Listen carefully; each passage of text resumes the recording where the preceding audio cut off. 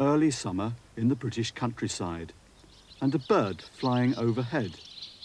A rather special bird. It's a swallow. It's a special bird because it's just finished a fantastic journey all the way from a far-off country, South Africa. These long journeys made by birds are called migration. Now that the swallows have arrived safely in Britain, they must choose mates.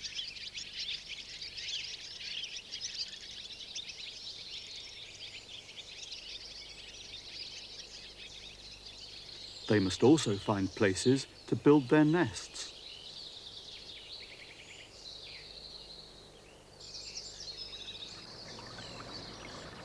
Swallows prefer to nest somewhere close to water, where lots of flying insects can be found, the only things that swallows ever eat.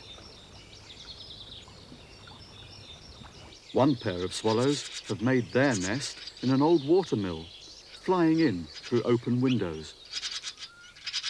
There's the nest.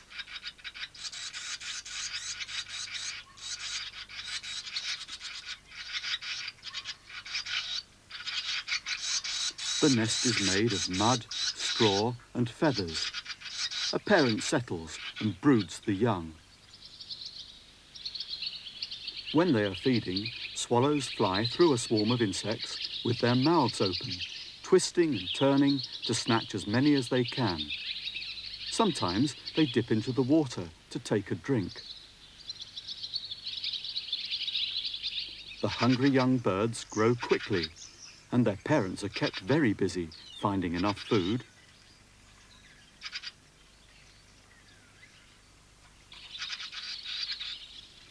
Still hungry?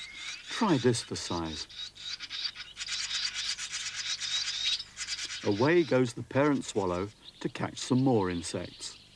It joins many other swallows and house martins, swooping on a swarm of flying insects over the water.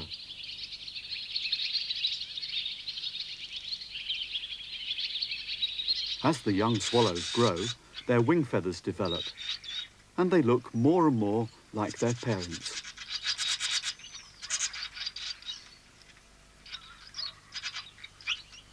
A fly buzzes past the nest.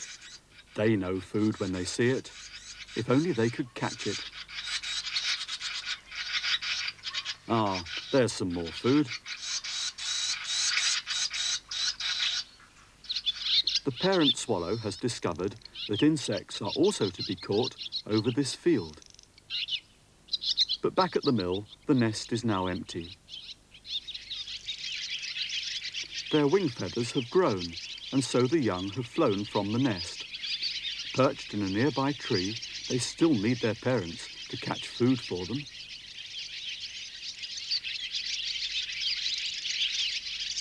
Hey, where's our dinner?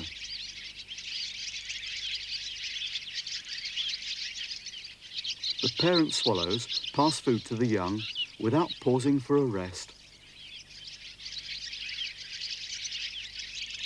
And there goes the next meal.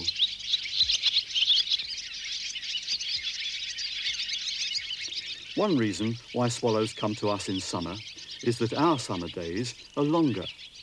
More time to catch insects for those hungry youngsters. But it won't be long now before the young are big enough to catch food for themselves. A final stretch of the wings, and they're off. And what a lot of work those wings are going to do in the next few months.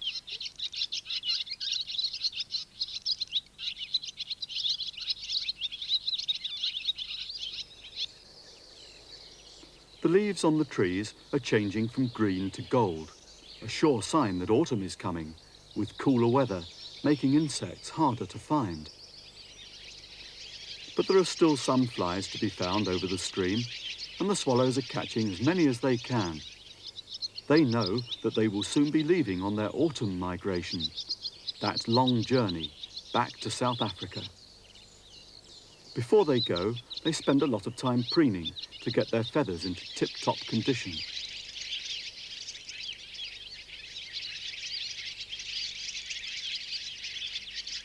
and flocks of excited, twittering swallows gather on the telephone wires.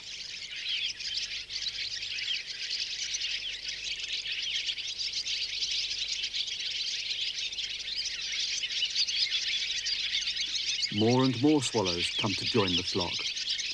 They wait until the weather is fine and settled, and then they make their decision. It's time to leave. Off they go, flying south.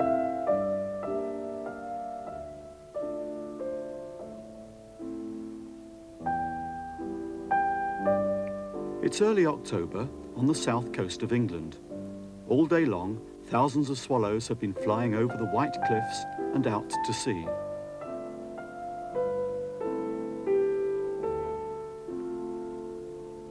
Crossing the sea is the first obstacle in their long migration.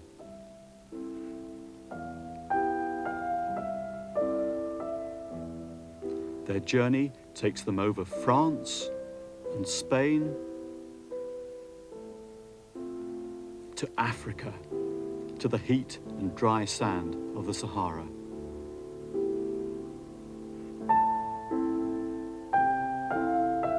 But swallows can't spend the winter here. It's far too hot and dry, and there's little food to be found. It hasn't rained here for at least 20 years.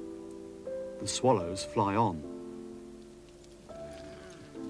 If they are lucky, they will pass a herd of camels, one of the few animals that can live in the desert. Where there are animals, there are flies, a chance for the swallow to have a snack. The swallows fly on, and some face another danger, a sandstorm.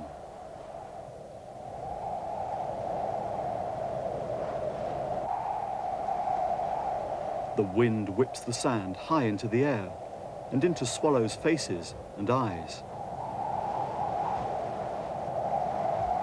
In a sandstorm, many swallows die.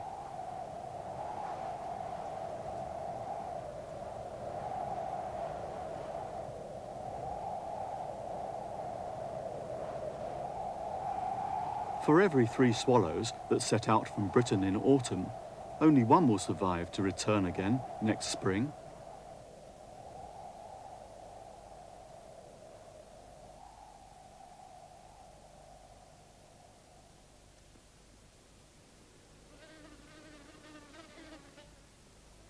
But for the swallows that got through the sandstorm, here is a wonderful sight. The green leaves of date palms by a pool of water, an oasis in the desert. The swallows land for a well-earned rest. And they have a chance to drink and feed. And a chance to preen those all-important feathers.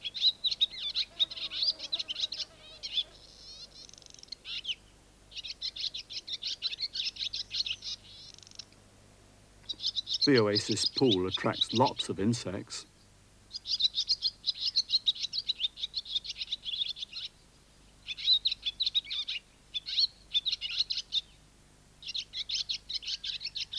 Having rested, the swallows must fly on, further and further south.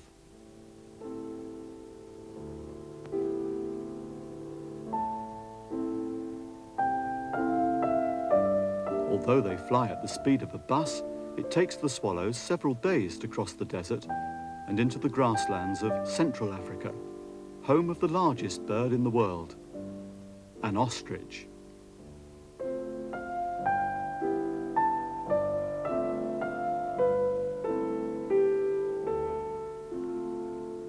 Nearby is a lake, another chance to find insects and to feed. Insects are snatched from the air and from the surface of the water.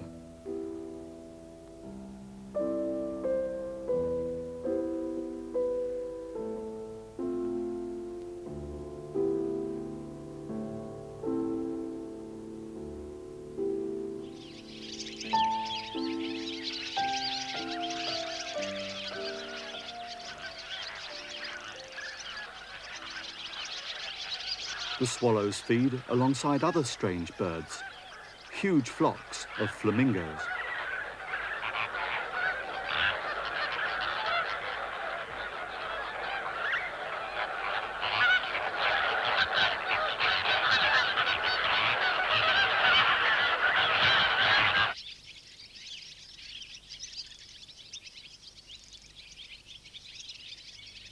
But the swallows haven't finished their journey yet. On they fly over the grasslands.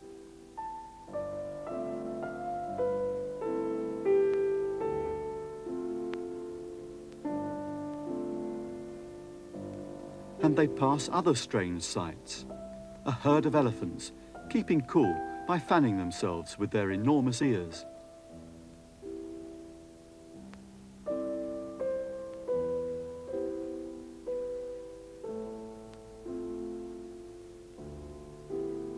And on again, always southwards.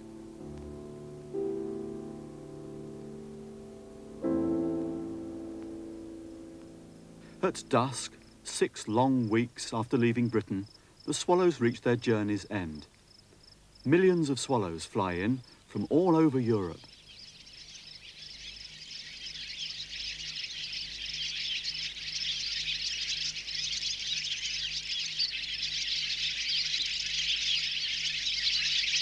They have arrived at the reed beds near Johannesburg in South Africa. Here it's warm and there are plenty of insects to feed the millions of swallows that will spend the winter here.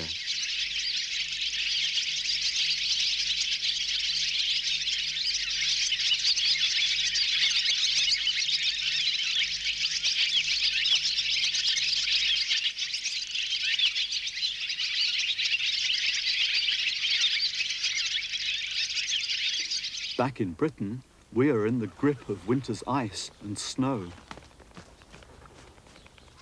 This starling's all right. There's food on the bird table, but it wouldn't do for swallows. There are no flying insects. And it's a difficult time for the whooper swan. It must use its feet as ice skates.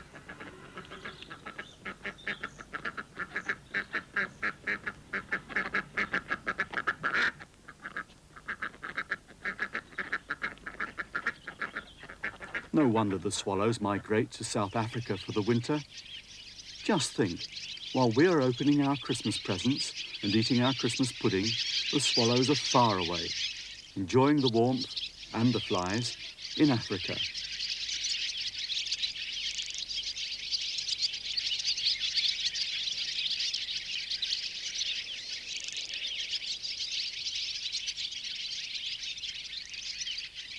But a few weeks later, they must make the long, dangerous return journey back to us. By Easter, we shall see them again, building their nests in our sheds and barns to raise another swallow family. And it is known that one swallow made this migration 16 times.